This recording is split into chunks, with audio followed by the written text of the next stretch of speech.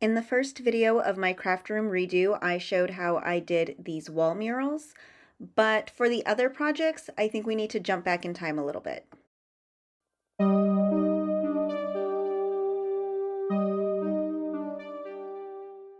Before I paint the walls, I'm going to spray paint my sewing cabinet. I want this to be black so it really fits in with the theme of my new room. I have disassembled it as much as I can, but this giant piece cannot go downstairs, so it's just gonna have to get painted in here as is. I've opened the windows and I have a fan going. I'm wearing a respirator because there is a lot of fumes in here and there's a lot of kind of like fallout and spray back, and you have to be really, really careful with that stuff. It is mostly painted. You see it's kind of splotchy here. That's fine. I have vinyl that's going to go on here. I just needed the edges done in case the vinyl peels up, but the entire interior and top is now black. All the pieces that can go outside have gone outside because safety first, ventilation, etc. First coat is done. I'm just going to leave these out to dry. These I will probably just cover in that vinyl stuff later. Okay, I flipped these over and I have just painted the edges. I'm gonna do something else in the middle, but this is it for right now. Now that I have finished painting the walls and myself, it is time to move on to the armoire. It is the next biggest part of my craft room, and I want it to all tie in. So I actually went through my stash and I found this really fun faux leather. I was gonna redo some chairs a million years ago. I never got around to it, and I still had this in my stash. And look at this, completely unplanned. This is just what happens when you know what colors you like and you have a strong aesthetic. But I'm going to use this as part of the detailing on the armoire, so that way the entire room feels a little bit more cohesive. Time to finish the cabinet doors. I have all of this weird, you know, like faux slats. I'm not a fan of them. I want them covered up. They were a pain in the butt to paint, so what I'm gonna do is add an extra little bit of drama. I have cut out 2 pieces of, this is just plain quilt batting that are the same size as that opening section. And then I have this piece of it's like a vinyl faux leather, it's backed, a little bit bigger. There we go. And I'm going to tack that into place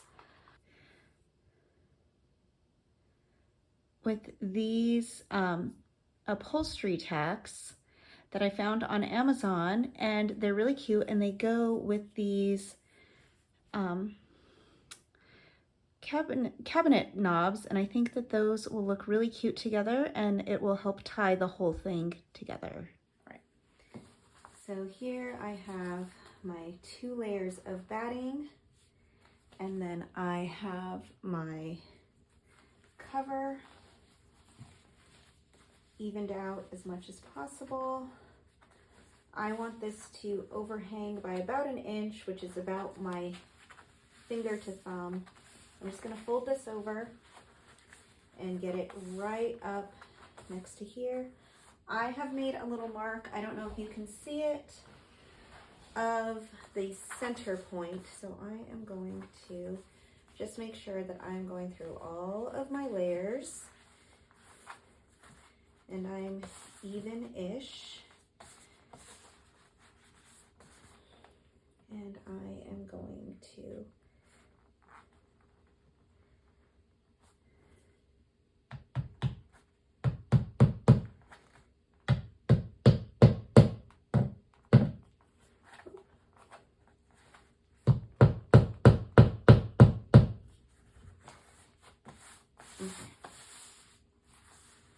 So now from here, I can tuck these side pieces in.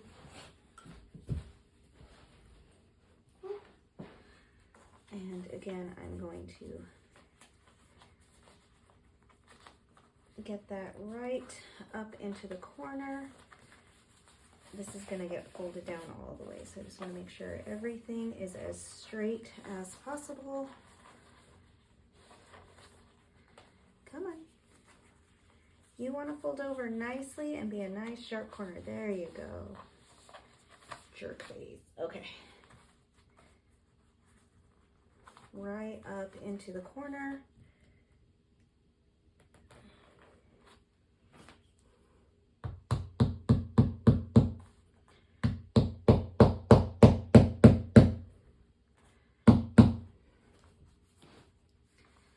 And then same thing over on this side, getting that full on right into the corner.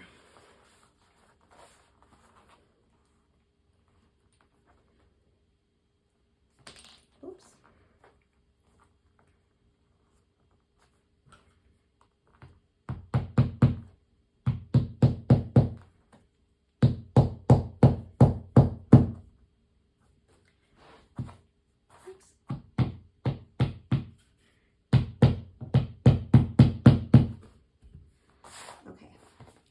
Now I'm going to tuck and go all the way down, and every so often I will put I can still feel the ridges. I don't know if you can kind of see, like there's one right there. So every so many ridges down, I'll do one like in the middle to kind of keep it flush, and then that will give that nice kind of diamond effect going all the way down. So I'm going to go ahead and do that all the way down, and then the panels will be ready for the hardware and to get put back on. I'm putting the door hinges back on the cabinet, partially just to prep them for putting the doors back on, but also a little bit because they've been floating around since I disassembled this thing and I'm afraid I'm going to lose the hinges. I wanted the interior of this cabinet to hold up to a little bit more wear and tear than just the spray paint would provide. This is going to be my primary crafting surface, so I'm going to be scooching sewing machines around on here. Potentially there might be some spillage if I do something with painting or liquids. So I wanted something that would hold up a little bit more than just that spray paint and also be wipeable. So I found this black wood grain vinyl like wallpaper kind of stuff. It's basically a giant sticker, so you pretty much just cut it to size and then unroll it and take the backing out as you go. And then what I'm doing is opening up all of the little bits and pieces as much as I can so I can really get it over the edge and tucked in. And then I can just go in with an X-Acto knife just to clean up all of the little edges and go around hinges and any other little detail cleaning up that needs to happen.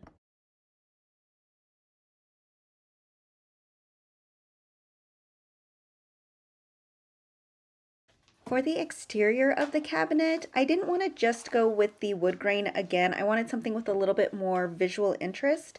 And I found this adhesive wallpaper on Amazon, and it has this very cool kind of gold and black art deco nature kind of thing going on. I was really drawn to these peacocks on here. There's some really neat birds. So I'm going to cut this the height of the exterior of my cabinet, and I'm going to go ahead and put these on the sides, and I'm kind of hoping it'll give that feeling like a really cool antique piece of furniture from like the 20s or the 30s, something like that. This goes on pretty much the same as the vinyl that I used on the interior. The big difference here is that I am not going edge to edge, so I'm just making sure that I'm keeping it very straight and very smooth down the center of this side panel, because I didn't want to have to do any weird math and cutting apart these geometric shapes and messing up any of these animals. So I'm hoping that this works. I just put it straight down the center and have kind of like a border situation going on either side. Next, I'm going to figure out how to style this gallery wall. I have this selection of picture frames that I have been hoarding, collecting, thrifting for years. And the idea was that I was going to do art projects and then maybe like a cross stitch or something. and then take this and put it up on the wall. But I don't want to have to replan my wall every time I finish something. So what I've decided to do is put a temporary art in each one of these. That way I can put them up on my gallery wall, and then as I complete projects, I can just swap them out for the art that I want, and the frame will be the same position, place, etc. So that way I don't have to redo all of the holes on my wall over and over again. So I'm gonna go ahead and just make some art that I can just stick in these really quick. So the first thing I'm going to do is this is just an extra piece of the peel and stick paper that I used on my cabinet. And you can see that there are some motifs. I'm going to cut out these motifs as much as I can and put them on the wall. That way I know it'll coordinate for now, and it'll be a nice placeholder until I am ready to replace it.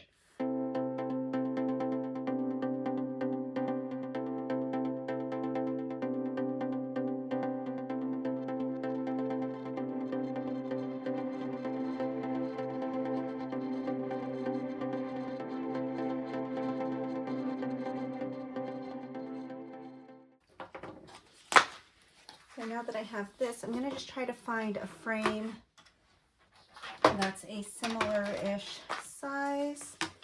So like I think this one will work. So that's going to be a 6x8 frame. Yeah, I have a lot of 5x7 stuff, so let me see how many motifs fit the 5x7. So this is just the card that goes in the frame. I am going to unpeel.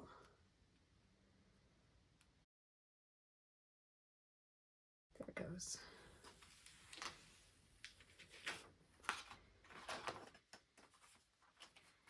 And I am just going to put this down. I'm going to put this on the line so I can see. Okay, so if I do there, that's even.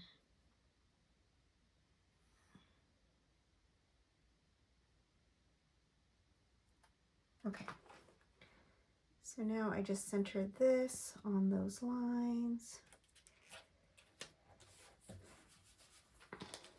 tuck the top edge and the bottom edge.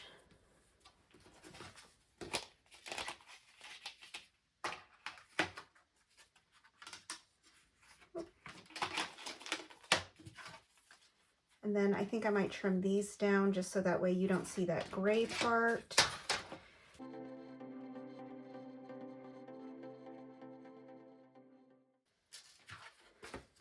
And then this just goes behind, that goes there. And the plastic, this will just need to get Windexed a bit, but there we go. Now I have an art that is ready to go up on the wall. I'm going to go ahead and do that with some of the other motifs and see if I can't get some more designs cut out. I think maybe these squirrels will be a good, yeah, I'll just play around. I finished framing my wallpaper motifs, and then these can be used as placeholders on my gallery wall. I also just kind of framed up some patches that I had. I really don't have anywhere to put the patches, so I just framed them. They can go somewhere too. And then as I do art, I don't know, I haven't decided, probably like a cross stitch or maybe like a photo, that like something, they will replace these pictures one by one. The other thing is, I have a couple of cross stitches that I put into these octagon frames. I found these frames at like Goodwill, and I just repainted them and put my cross stitches in them. But then I found these at the dollar store. And I know these are just like, they're not quite the same, but like they give visually a very similar thing. So I figured I could kind of juxtapose them. They would be like visually balanced, if not like exactly symmetrical. So I want to use these as placeholders as well. But obviously I don't have any pictures that really fit here. So what I'm gonna do for these ones is I've kind of taken this first one apart, and I didn't realize that the little saying is just, so I guess you could put like a regular picture in there, but it's like a weird mat. It's very weird. So what I'm going to do is I'm just gonna trace this out. This is just some old black construction paper I had. It is super, super faded, you can kind of tell. And I am just going to trace out. Okay. And then that way I kind of have just a solid back. And then I have this spiderweb fabric.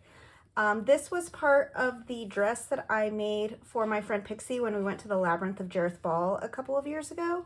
And so it's been in my scrap pile, and I'm just going to, let me take this part out, find a good place where I want the motif, and then I'm gonna just cut that out and frame it. So I'll just have some framed spider webs. And I do want a little bit more.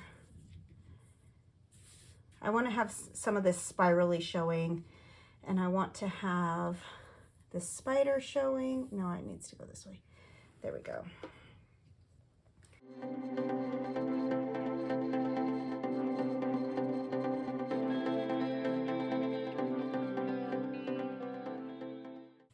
There we go. And then I just have a framed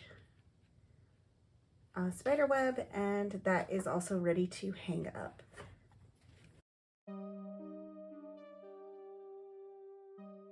The first thing that you see when you come into my craft room is just layers and layers of art. I have art that I've collected, crafts that I've done, my placeholder frames all up on the gallery wall. I even have a place to hang my hat. I've created basically a crafting machine corner with my sewing machine, my Cricut, my serger, and all their accessories in this little corner with all of my storage tables. I'm really happy with how my sewing cabinet turned out. I just feel like it fits in so much better with the overall theme of the room. And now to see my sewing cabinet in action. The doors swing open all of the way. Inside the doors, I've just used command strips to add hooks and cork boards to display little patches and ribbons, projects that are in progress, etc. And the table slides all the way out and extends. There is an extra little leg underneath, and there is my sewing table. Okay, and there's all my bundle of cords. I know it looks like a hot mess, but it is all pretty organized. But the nice thing is I don't have to switch out anything that I'm plugging in because there's enough outlets for everything. I can charge my phone. Everything is right there. And then once I have the table out, I can spread out the cords that I need.